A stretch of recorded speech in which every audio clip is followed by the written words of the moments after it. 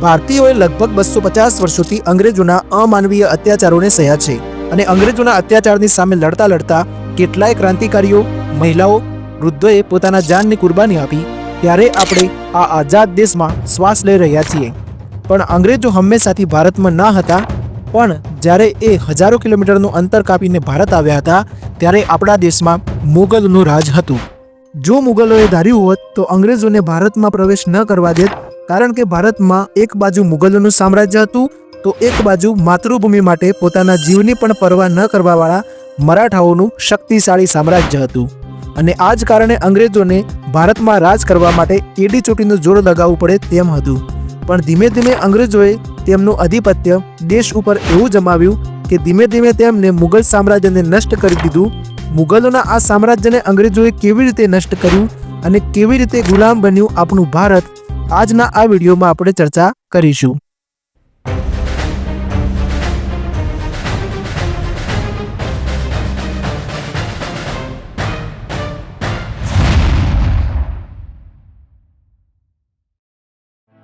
અંગ્રેજોએ ભારતને ગુલામ કેવી રીતે બનાવ્યું એ જાણીએ એના પહેલાં મિત્રો આપણે એ જાણવું પડશે કે અંગ્રેજોએ ભારતને ગુલામ શા માટે બનાવ્યું. ઇતિહાસ કહે છે કે 16મી સદીના અંતમાં ભારત એટલું સંપન્ન અને એટલું સમૃદ્ધ હતું કે પૂરી દુનિયામાં જેટલું ઉત્પાદન થતું હતું તેનો ચોથા ભાગનો હિસ્સો ભારત જ ઉત્પાદન કરતું હતું. અને આ જ કારણ હતું કે ભારત એ સમયમાં સોને કી ચિડિયા કહેવાતું હતું. ભારત વિશ્વની અર્થવ્યવસ્થામાં મોખરાનું સ્થાન ભોગવતું હતું. વિશાળ નદીઓના ફળદ્રુપ મેદાનોએ કૃષિમાં અમાપ વિકાસ કર્યો હતો. કૃષિના વિકાસ થકી અનેક ઉદ્યોગો ધમધમી રહ્યા હતા. ભારતમાં સુતરાઉ કાપડ, ગળી, મરી મસાલા, ઇમારતી લાકડું તેમજ રેશમી વસ્ત્રોની યુરોપભરમાં બહુ મોટી માંગ હતી. અને આ જ કારણે પૂરી દુનિયાની નજર આ સોને કી ચિડિયા ઉપર ટકી હતી. આમાં અંગ્રેજો કેવી રીતે પાછળ રહેવાના હતા અને આ કારણે જ અંગ્રેજો તથા બીજા યુરોપિયનો ભારતમાં વેપારનો લાભ લેવા માટે આવ્યા હતા. આ સમયમાં ભારતમાં દિલ્હીમાં સમ્રાટ અકબરનું સામ્રાજ્ય હતું. માનવામાં આવે છે કે અકબર એ સમયનો સૌથી દોલતમંદ બાદશાહ હતા. પણ આ સમયે બ્રિટનમાં પણ ગૃહયુદ્ધની સ્થિતિ બની ગઈ હતી. અને આ સમયે મહારાણી એલિઝાબેથ પ્રથમના શાસનકાળમાં ઘણી ખરી અર્થવ્યવસ્થા ખેતી ઉપર નિર્ભર કરતી હતી. અને આ ગૃહયુદ્ધના કારણે બ્રિટનની હાલત પણ ઘણી ખરાબ થઈ ગઈ હતી. આ સમયમાં પોર્ટુગલ અને સ્પેન બ્રિટનને પણ પાછળ છોડીને ઘણી બધી તરક્કી કરી રહ્યા હતા. હાલાત એટલા બધા બગડી ગયા હતા કે બ્રિટનના લૂંટેરા નાવિકો પણ પોર્ટુગલના જહાજોને લૂંટીને તેમનો ગુજારો ચલાવતા હતા. કારણ કે બ્રિટનમાં લૂંટવા માટે કંઈ બચ્યું જ ન હતું. પરંતુ આ સમયમાં જ એક બ્રિટિશ નાગરિકને સમુદ્રી યાત્રા દરમિયાન ભારતની સંપત્તિ, સમૃદ્ધિ અને વૈભવ વિશે ખબર પડે છે અને બ્રિટિશ સરકાર પાસે આ ખબર પહોંચાડવામાં આવે છે. ઈસવીસન 1600માં 200 જેટલા બ્રિટિશ વેપારીઓ મળીને એક કંપની બનાવે છે, જે કંપનીનું નામ આપવામાં આવે છે ઈસ્ટ ઇન્ડિયા કંપની. અને આ કંપનીના સદસ્યોએ તેમની રાજનીતિ અને કૂટનીતિ મહારાણી એલિઝાબેથને કહે છે. ત્યારબાદ તે પણ ઈસ્ટ ઇન્ડિયા કંપનીને સપોર્ટ કરવા તૈયાર થઈ જાય છે. અને ત્યારે ભારતમાં આ જ સમયે અચાનક બાદશાહ અકબરનું મૃત્યુ થાય છે અને અકબરના પછી મુગલ બાદશાહના પદ ઉપર અકબરનો પુત્ર જહાંગીર આવે છે. ઈસવીસન 1608માં જહાંગીર અંગ્રેજોની ચાલતી બેફિકર હિન્દુસ્તાન ઉપર રાજ કરી રહ્યો હતો. જ્યાં બીજી તરફ કેપ્ટન વિલિયમ હોકિંગ્સ સમુદ્રી રસ્તાથી ગુજરાતના સુરતમાં તેના થોડાક વેપારી જહાજો સાથે પ્રવેશ કરી ચૂક્યો હતો. અને તેના આગમન સાથે જ ભારત ઉપર એવી કાળી છાયા મંડરાઈ જેને ભારતનો એવો કાળો ઇતિહાસ આપે છે કે જે યુગો સુધી ભૂલી નહીં શકાય. અંગ્રેજોએ ભારતમાં આવતા જ ઈસ્ટ ઇન્ડિયા કંપની સ્થાપિત કરવાની ઘોષણા કરી અને આ પ્રસ્તાવના સાથે જ ઘણા બેશકીમતી વસ્તુઓ લઈને કેપ્ટન વિલિયમ હોકિંગ્સ તેના થોડાક સાથીઓ સાથે જહાંગીરના દરબારમાં જાય છે. બાદશાહ જહાંગીર એ સમયે પોર્ટુગલ અને ડચના કારણે અંગ્રેજોનો પ્રસ્તાવ ઠુકરાવી દે છે. પણ અંગ્રેજ થોડી હાર માનવાના હતા. તે વારે ઘડીએ નવી નવી લોભામણી ડીલ લાવી વારંવાર જહાંગીરની પાસે આવતા હતા. અને જહાંગીર આ પ્રસ્તાવ ઉપર હસ્તાક્ષર કરી દે છે અને અંગ્રેજોને ભારતમાં વ્યાપાર કરવાની મંજૂરી આપી દે છે. અને આ મંજૂરી મળતા જ અંગ્રેજો ચેન્નાઈ, પટના, મુંબઈ અને સુરતમાં પોતાની ફેક્ટરીઓ સ્થાપીને ભારતમાં વ્યાપારની શરૂઆત કરે છે. શરૂઆતના દિવસોમાં તો અંગ્રેજોએ ભારતના લોકોને રોજગાર આપ્યો. તેમણે લોકોને ફેક્ટરીઓમાં નોકરી રાખ્યા અને તેમણે સારા પગાર પણ આપ્યા, જેના કારણે ભારતીયો ઈસ્ટ ઇન્ડિયા કંપનીથી ઘણા પ્રભાવિત પણ થયા. આમ આખા ભારતમાં ધીરે ધીરે ઈસ્ટ ઇન્ડિયા કંપનીનો વેપાર વધી રહ્યો હતો. અને આ કારણે અંગ્રેજોના મનમાં એટલી બધી લાલચ ઊભી થઈ કે તેમણે આખા ભારત ઉપર આધિપત્ય જમાવી કબજો કરવાની યોજના બનાવી.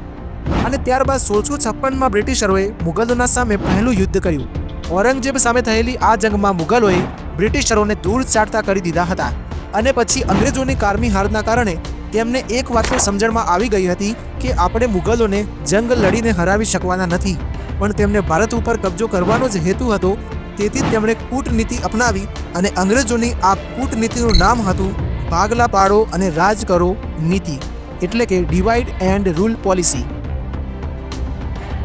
જંગમાં હાર્યા બાદ અંગ્રેજોએ ઔરંગઝેબ પાસે માફી માંગી અને કહ્યું કે ફરીથી અમે આવી ગલતી કદી નહીં કરીએ, અને તેમને ઔરંગઝેબે સામાન્ય દંડ કરી માફ પણ કરી દીધો. પણ મુગલો દ્વારા અંગ્રેજોને માફ કરવો એ તેમની સૌથી મોટી ગલતી હતી. ઈસવીસન 1707માં ઔરંગઝેબનું મૃત્યુ થાય છે. ત્યારબાદ મુગલ સલ્તનત મેળવવા માટે મુગલો અંદરો અંદર એકબીજા સામે લડવા લાગ્યા, અને એક સમય એવો આવ્યો કે કેટલાક નિર્બળ મુગલ શાસકો સત્તા ઉપર બેસી ગયા, જે સત્તાને વ્યવસ્થિત રીતે ચલાવવામાં નિષ્ફળ ગયા. અને તેમની આ નિર્બળતાને કારણે અંગ્રેજોને તેમની ચાલ ચલવાનો મોકો મળી ગયો. ઈસવીસન 1717માં મુગલ બાદશાહે અંગ્રેજોને માટે એક ફરમાન જારી કર્યું, જેમાં અંગ્રેજોને માત્ર નજીવી રકમમાં વેપાર કરવાની મંજૂરી આપી દેવામાં આવી. અને અચાનક આ સમયે જ મોકો જોઈને પર્શિયાના રાજાએ ભારત ઉપર આક્રમણ કરી દીધું. આ સમયે મુગલ શાસકો પોતાની સત્તામાં એટલા બધા ચૂર થઈ ગયા હતા કે તેમને આક્રમણ વિશે ખબર પડતા પડતા પર્શિયન આર્મી દિલ્હી સુધી પહોંચી ગઈ હતી. અને ત્યારે દિલ્હીની ગાદી મુગલોના હાથમાંથી લગભગ છૂટી જ ગઈ હતી. ત્યારે સ્થિતિ આ રીતે બગડતા જોઈને મુગલ બાદશાહોએ લગભગ 2 કરોડ રૂપિયા અને બીજા બેશકીમતી હીરા મોતી આપીને દિલ્હીને બચાવ્યું. આટલી મોટી લૂંટ પછી મુગલ પૂરી રીતે કમજોર પડી ગયા હતા, અને અંગ્રેજોની ચાલ તેમને ધીરે ધીરે સમજમાં આવવા લાગી હતી. પણ અફસોસ કે હવે ઘણી વાર થઈ ચૂકી હતી. હવે સમય હાથથી નીકળી રહ્યો હતો, અને અંગ્રેજો પણ પોતાનું સામ્રાજ્ય ધીમે ધીમે ભારત પર જમાવી રહ્યા હતા. જેની સૌપ્રથમ શરૂઆત બંગાળથી થાય છે. બંગાળના નવાબ સિરાજ ઉદ દૌલાને ગાદી ઉપરથી હટાવવા માટે અંગ્રેજો તેની સામે જંગ છેડી દે છે, અને સાથે સાથે ત્યાંના હિન્દુઓ અને મુસલમાનો વચ્ચે અંદરો અંદર ભાગલા પાડીને ડિવાઇડ એન્ડ રૂલ એટલે કે ભાગલા પાડો અને રાજ કરોની રણનીતિ દાખલ કરવામાં આવે છે. એને સંભાળવામાં નવાબ સિરાજ ઉદ દૌલા તદ્દન નિષ્ફળ રહે છે, અને પરિણામ અંગ્રેજો માટે ફાયદેમંદ રહે છે. ત્યારબાદ સિરાજ ઉદ દૌલા અને અંગ્રેજો વચ્ચે પ્લાસીનું યુદ્ધ થાય છે. સિરાજ ઉદ દૌલા 30,000 સૈનિકો સાથે રાખી અંગ્રેજોની કોઠી ઉપર હુમલો કરે છે. નવાબને પજે અંગ્રેજોને બંદીવાન બનાવી તેના જહાજો ઘેરી લીધા. જવાબમાં અંગ્રેજ સેનાએ રોબર્ટ ક્લાઇવની આગેવાનીમાં વળતો હુમલો કર્યો. તે પછી અંગ્રેજોએ રણનીતિ અપનાવી. તેમને સિરાજ ઉદ દૌલાના એક સેનાપતિ જેનું નામ હતું મીર જાફર, જેને નવાબ બનાવવાની લાલચ આપી મદદ માંગી, તેને રાજી કરી લીધો. પ્લાસી યુદ્ધમાં ક્લાઇવે સિરાજ ઉદ દૌલાને હરાવી દગાથી ખૂન કર્યું. ભારતમાં આ કંપનીની પહેલી લડાઈ હતી, જેમાં ભારતમાં અંગ્રેજોની સત્તાની શરૂઆત થવાની હતી. માટે આ લડાઈ ભારતના ઇતિહાસમાં મહત્વની ઘટના જણાય છે. ત્યારબાદ પ્લાસીના યુદ્ધ પછી અંગ્રેજોએ બક્સરના યુદ્ધમાં અવધના નવાબ, બંગાળના નવાબ અને શાહ આલમ બીજા આમ ત્રણેયને હરાવી દીધા, અને મરાઠાઓમાં પણ અંદરો અંદર ભાગલા પડાવીને અંદરો અંદર લડાવ્યા, અને તેમની લડાઈનો ફાયદો ઉઠાવીને અને ત્યારબાદ તેમની કમજોરી જાણીને તેમની રિયાસત ઉપર કબજો કરી લીધો. આ રણનીતિ દ્વારા અંગ્રેજો લગભગ 18મી સદીમાં ભારતના લગભગ દરેક ક્ષેત્ર ઉપર પોતાનો કબજો જમાવી લીધો હતો, અને ત્યારબાદ તેમણે વેપાર અને વસ્તુઓ પર તેમની મરજી પ્રમાણે ટેક્સ લગાવીને ઘણી કમાઈ કરી અને ભારતને અંદરો અંદરથી લૂંટી લીધું. પણ મિત્રો, અંગ્રેજોને હજુ ભારતમાં પૂરી રીતે રાજ કરવા માટે કંઈક ભારતીયોને તેમની સાથે લેવાની જરૂર પડે તેમ હતી, અને તેમણે મોટા જમીનદારોને પોતાના પક્ષમાં કરી લીધા, કારણ કે આગળ ચાલીને અંગ્રેજોને તેમનાથી ઘણો ફાયદો થઈ શકે તેમ હતો. આમ તો અંગ્રેજોએ ભારતમાં આવીને કેટલાક સારા કામ પણ કર્યા, જેમ કે એજ્યુકેશન પોલિસી એટલે કે શિક્ષણ પદ્ધતિ લાગુ કરી. ત્યારબાદ રોડ, કન્સ્ટ્રક્શન, રેલવે વગેરે લાવી, જેના લીધે કેટલાક સમાજ સુધારકો અંગ્રેજોથી પ્રભાવિત પણ થયા અને તેમનો સાથ આપવા લાગ્યા.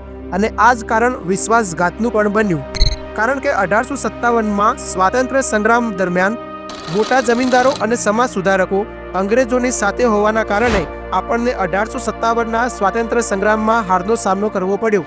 ત્યારબાદ અંગ્રેજોએ મુઘલ સામ્રાજ્યનો આખરી બાદશાહ બહાદુર શાહ ઝફરને બંદી બનાવી મ્યાનમારની રંગૂન જેલમાં મોકલી દીધો, અને તેના ખાનદાનના તમામ લોકોને મારી નાખવામાં આવ્યા અને પૂરા ભારતને ગુલામ બનાવી લીધું. દોસ્તો, આ હતી આજની કહાની કે જેમાં મુગલોની એક ગલતી અને પોતાના અંગત સ્વાર્થની ભાવનાને કારણે અંગ્રેજોને ભારતમાં પગ પેસારવાનો મોકો મળી ગયો, અને જેનું પરિણામ કરોડો ભારતીયોએ ઘણી પેઢીઓ સુધી ભોગવવું પડ્યું. મિત્રો, તમારા વિચારથી અંગ્રેજોના ભારતમાં આગમન માટે કોણ જવાબદાર? મુઘલો કે પોતાના અંગત સ્વાર્થ માટે અંગ્રેજોને સાથ આપનાર રાજાઓ, જમીનદારો કે સમાજ સુધારકો? કોમેન્ટ કરીને જરૂર બતાવશો.